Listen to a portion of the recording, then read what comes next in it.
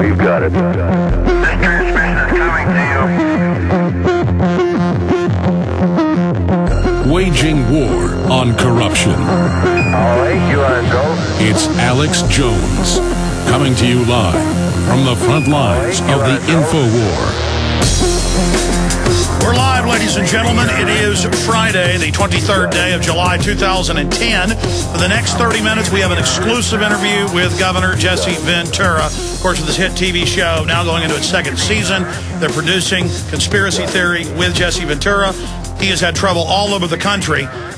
Most of this we can't talk about because it's the TV show, but now the harassment, the homeland-security surveillance has gotten so bad that the governor wants to talk about this pattern here today, and we're very honored that he contacted us yesterday to give us this exclusive.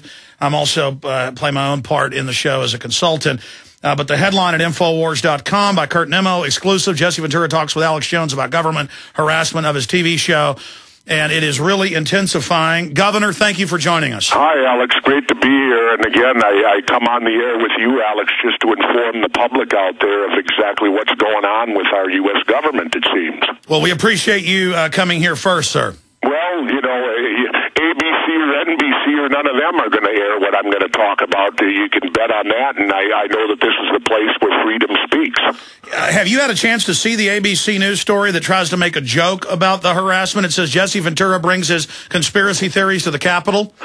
No, I didn't look at it, but you know what they always say in the entertainment world, any publicity's good. Absolutely, as long as they get your name right. Yeah. Governor, break down the latest or the history of this, wherever you'd like to start. Well, you know, the latest is, of course, we're doing, it's the second season, so they told me that I could do an episode on the murder of John F. Kennedy, which to me is the cornerpost. That's the pillar of everything, the downfall, in my opinion, of our country in the last 50 years. Was because if you can murder the president and get away with it, what can't you get away with? And what we did, we wanted to take a finishing shot, very humble, of simply me standing in front of the eternal flame at Arlington National Cemetery. No talking, no anything. And bear in mind, Kevin Costner did it in JFK. They filmed him there. Well, we went to this character, this Ken-Hawes, who's the U.S. Army Chief of Public Affairs. And he denied it and wouldn't let me do it. We did it anyway, though, Alex. We got the shot. In fact, the security people there were very helpful, and they even moved people out of the way. So obviously it didn't filter to the guy on the ground. This was happening in the upper echelon, trying to do it the correct way. But I went to my Congresswoman, Michelle Bachmann, immediately, and I said, what is this? And she got outraged. She said, you have First Amendment rights. She contacted, let me read what happened real quickly here. On July 22nd, 2010, we called back and asked to speak with Mr. Hawes. We were told that Mr. Hawes was in Chicago filming blah, blah, blah. Nevertheless, the gentleman we spoke with said that he had discussed the matter with Mr. Hawes and said they considered the topic of your particular episode inappropriate. After receiving Mr. Hawes' cell phone number, we called him in Chicago to find out why you were not allowed to film at Arlington National Cemetery.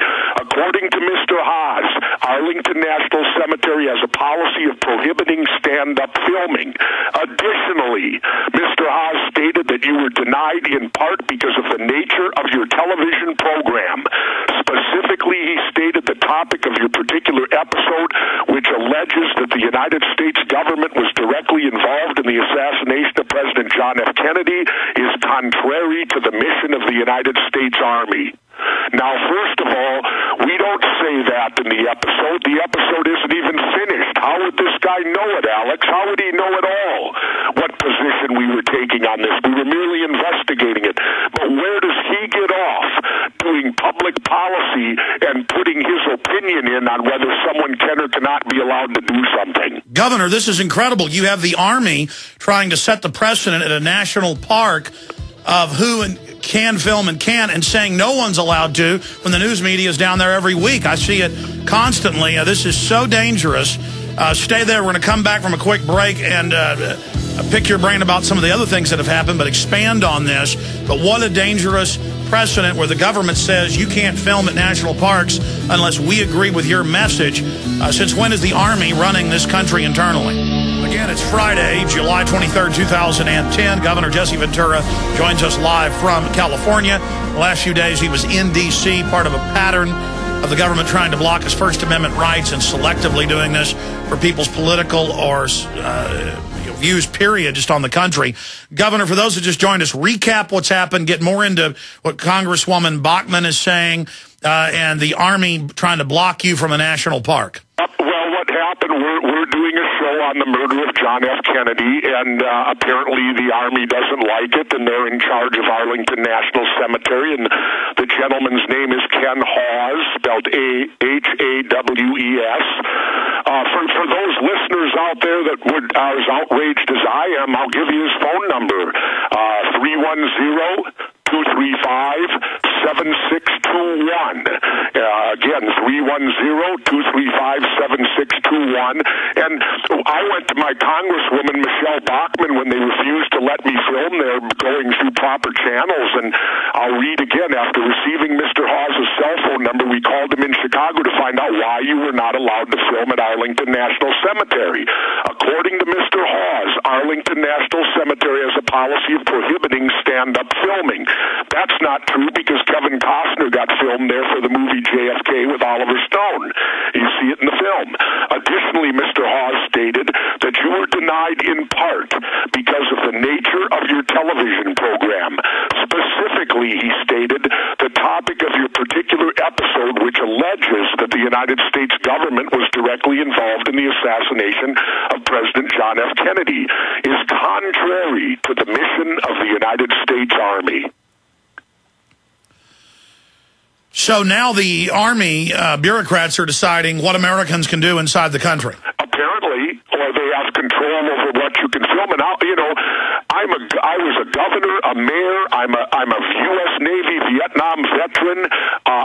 John Kennedy was a Navy man. I'll bet you if President Kennedy could speak out on this, he would be more than happy to let me film at his eternal flame.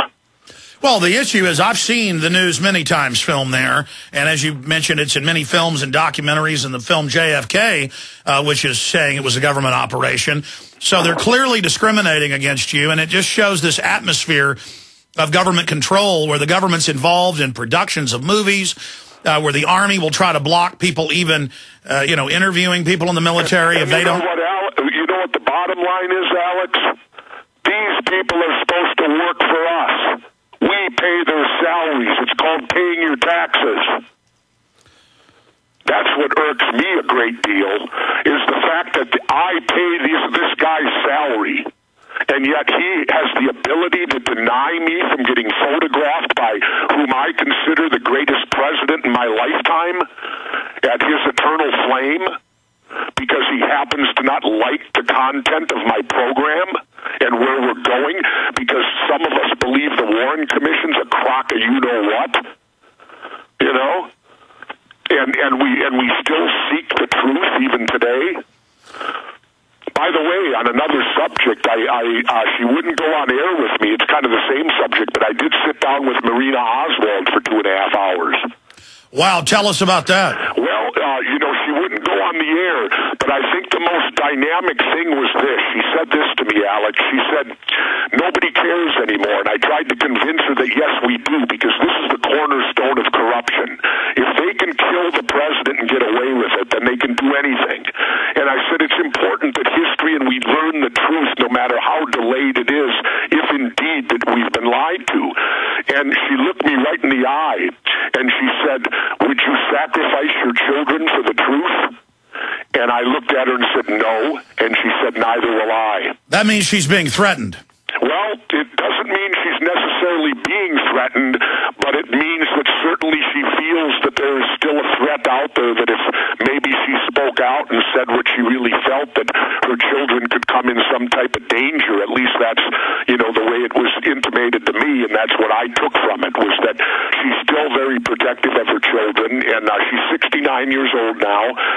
She speaks pretty good English, and she's been married to her husband, Mr. Porter, since 2 years after the killing.